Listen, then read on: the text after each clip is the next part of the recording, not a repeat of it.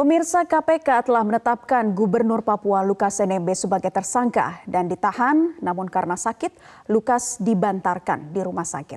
Untuk mengetahui kondisi kesehatan Lukas NMB saat ini, kami telah terhubung dengan Ali Fikri, juru bicara bidang penindakan KPK yang juga Kabak Pemberitaan KPK. Selamat siang, Pak Ali Fikri.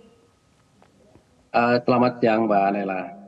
Ya, Pak Ali Fikri, Lukas NMB kini berstatus tahanan KPK ya, meski posisinya dibantarkan karena sakit. Nah, selama menunggu keputusan tim dokter RSPAD bahwa Lukas NMB dinyatakan pulih begitu, apakah dalam rentan waktu menunggu Lukas NMB ini pulih dari pemeriksaan, saksi-saksi dan upaya mengumpulkan bukti tetap dilakukan KPK? Ya, tentu tetap ya proses penyidikan berjalan karena tentu alat bukti itu kan tidak hanya keterangan tersangka. Sekalipun keterangan tersangka sesungguhnya juga sudah kami peroleh ketika tim penyidik KPK langsung mendatangi kediamannya beberapa waktu yang lalu di Papua begitu ya. Sehingga kemarin kami kan langsung melakukan penahanan selama 20 hari sekalipun karena alasan kesehatan maka kemudian dibantarkan begitu ya. Jadi ke depan tentu kami masih terus lakukan pengumpulan alat bukti.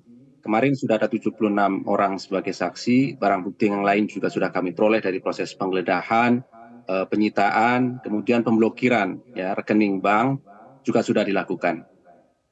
Sehingga beberapa waktu yang akan datang dalam waktu 4 bulan, ya, jadi maksimal 4 bulan kami pastikan KPK harus menyelesaikan perkara ini sehingga tentu berikutnya kami masih terus pendalaman terhadap keterangan saksi-saksi yang lain dan juga tentu pengumpulan alat bukti yang lain untuk melengkapi bukti permulaan yang telah kami miliki. Kemarin sudah disampaikan penerimaan dugaan suapnya 1 miliar dan kemudian gratifikasinya 10 miliar. Tentu kami pastikan lebih dari itu karena yang kami sampaikan adalah masih dalam bentuk bukti permulaan yang terus kami lengkapi alat buktinya. Baik, bagaimana kemudian memastikan bahwa ini kan KPK menahan NMB untuk 20 hari pertama sampai 30 Januari 2023 ya Pak Ali Fikri. Bagaimana memastikan Betul. bahwa nantinya orang-orang yang terlibat dalam dugaan korupsi dari Lukas NMB ini tidak akan menghilangkan barang bukti? Apa hal urgensi yang harus dilakukan KPK dulu saat ini? Ya, kemudian kan sebenarnya kalau jumlah saksi kan 76 orang ya, saya kira sudah cukup banyak begitu. Yang berikutnya tentu kami melakukan penyitaan-penyitaan dan penggeledahan-penggeledahan ya, tempat yang diduga ada jejak aliran uang. Ini yang akan kemudian kami lakukan. Tentu strategi untuk itu semua kami telah miliki. Bagaimana kemudian kami harus mendapatkan berbagai dokumen, kemudian aset begitu ya, untuk dilakukan pencarian dan juga penyitaan beberapa waktu yang akan datang. Tentu di samping itu kami juga lakukan koordinasi ya dengan beberapa lembaga lainnya yang mensupport kegiatan pendidikan yang sedang kami lakukan, misalnya PPATK dan juga lembaga-lembaga yang lain pasti juga kemudian kami lakukan.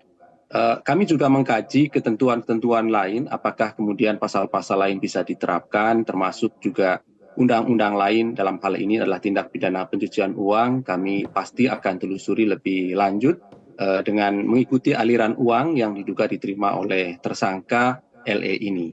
Baik, Pak Ali Fikri, tadi Anda katakan juga ada temuan gratifikasi senilai 10 miliar rupiah. Selain itu, ada desakan juga nih agar KPK tidak berhenti di kasus korupsi infrastruktur saja, tapi juga dugaan TPPU Lukas NMB saat berjudi di Singapura. Sejauh ini hasil pendalamannya seperti apa, Pak Ali Fikri?